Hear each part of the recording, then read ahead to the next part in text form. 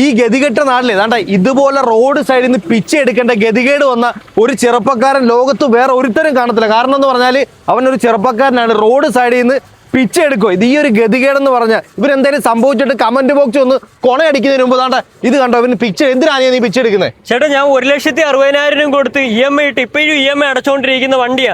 എപ്പോഴും സ്ഥിരമായിട്ട് കംപ്ലൈന്റ് വരുന്നത്. 1 വർഷവും 6 മാസമായിട്ടുള്ളൂ വണ്ടി എടുത്തിട്ട്. പക്ഷേ ഇതിന് മുമ്പാണ് കംപ്ലൈന്റ് വരുന്നത്. 1 വർഷം തികയുന്നില്ല, അതിന് മുമ്പ് കംപ്ലൈന്റ് ആയി. ഫെബ്രുവരി മേടിച്ച വണ്ടി നവംബർ മാസം 14-ാം തീയതി കംപ്ലൈന്റ് ആയിട്ട് ഷോറൂമിൽ വെച്ചേക്കുക. അവരിത് കൃത്യമായിട്ട് ആ കംപ്ലൈന്റ് പരിഹരിക്കാത്തതുകൊണ്ട് ഈ വണ്ടി വീണ്ടും വീണ്ടും കംപ്ലൈന്റ് വരുന്നു. അത് അവര് കൃത്യമായിട്ട് പരിഹരിക്കാത്തതെന്ന് വെച്ചാൽ കൊടുത്ത വണ്ടി കൃത്യമായിട്ട് പരിഹരിച്ചില്ല. അവര് ശരിയാക്കിയെന്നും പറഞ്ഞ് എനിക്ക് തന്നു. ആ വണ്ടി വീണ്ടും വീണ്ടും കംപ്ലൈന്റ് വന്നിട്ട് പല തവണയായിട്ട് ഞാൻ ഷോറൂമിൽ കൊണ്ടുപോയി.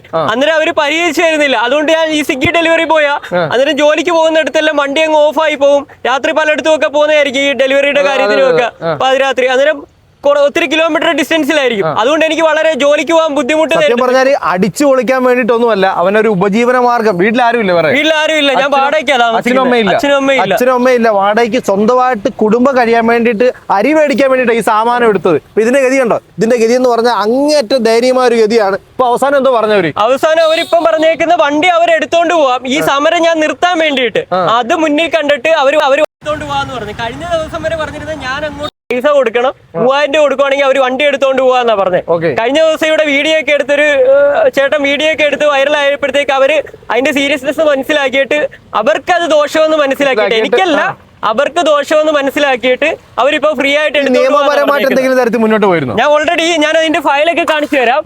അതൊക്കെ ഞാൻ കൊണ്ടുവന്നിട്ടുണ്ട്. ഇതിനകത്ത് തന്നെ ഉണ്ടല്ലയോ നമ്മൾ നിയമപരമായിട്ട് നീങ്ങിയതിന്റെ എല്ലാ ഡീറ്റെയിൽസും ഉണ്ട്. അവർക്ക് കംപ്ലൈന്റ്, എല്ലാവർക്കും കംപ്ലൈന്റ്. കൺസ്യൂമർ കോടതി ഞാൻ കൊടുത്ത പരാതിയുടെ ഡീറ്റെയിൽസ് ആണ്. അതിന്റെ നമ്പരൊക്കെ ഇതുണ്ടോ. കൺസ്യൂമർ കോടതിയിൽ പരാതി കൊടുത്തിട്ടുണ്ട്. പരാതി കൊടുക്കാൻ പറ്റുന്നത് എല്ലാം ഞാൻ കൊടുത്തിട്ടുണ്ട്. ലേബർ കമ്മീഷനിൽ പരാതി കൊടുത്തിട്ടുണ്ട്. ഇത് വണ്ടി കംപ്ലൈന്റ് ആയതിന്റെ നവംബർ മാസം കംപ്ലൈന്റ് ആയിട്ട് അവിടെ അപ്പോയിന്റ്മെന്റ് എടുത്തതിന്റെ ഡീറ്റെയിൽസ് ആണ് ഈ കാണുന്നത്. അങ്ങനെ പിന്നെ ഒത്തിരി തവണ മെയിൽ ചെയ്തിട്ടുണ്ട്. ഇത് മനുഷ്യാവകാശ കമ്മീഷനിൽ പരാതി കൊടുത്തതിന്റെയാ. അതിന്റെ പേപ്പർ ഉണ്ട്, ഞാൻ എടുത്തു തരാം. ഇത്രയും കംപ്ലൈന്റ് കൊടുത്തിട്ട് ഇതിനൊരു പരിഹാരം ഇല്ലെന്ന് പറയുന്നത്. പരിഹാരം ആക്കിയിട്ടില്ല.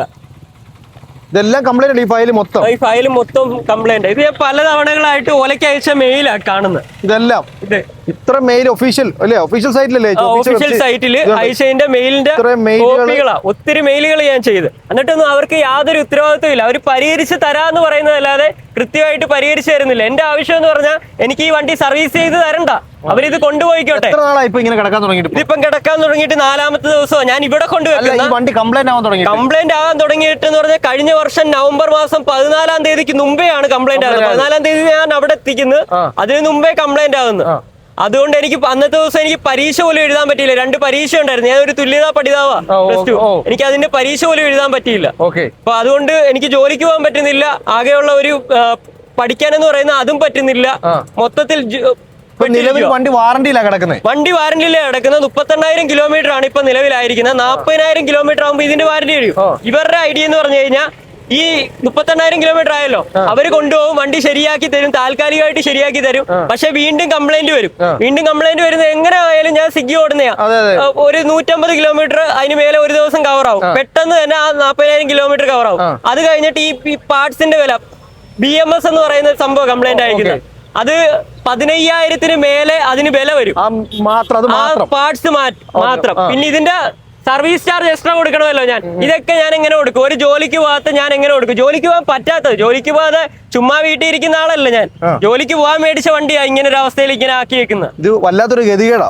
ഈ ഒരു നാട്ടില്, കേരളം എന്ന് പറയുന്ന നാട്ടിൽ ഈ ഒരു ഫയല് മൊത്തം എടുത്തിട്ട് കംപ്ലൈന്റ് കൊടുത്തിട്ട് പോലും ഇവരെ പോലുള്ള ചെറുപ്പക്കാരന് നീതി കിട്ടുന്നില്ലെന്ന് പറഞ്ഞാൽ ഒരു ഗതികേടിന്റെ അങ്ങേയറ്റോ.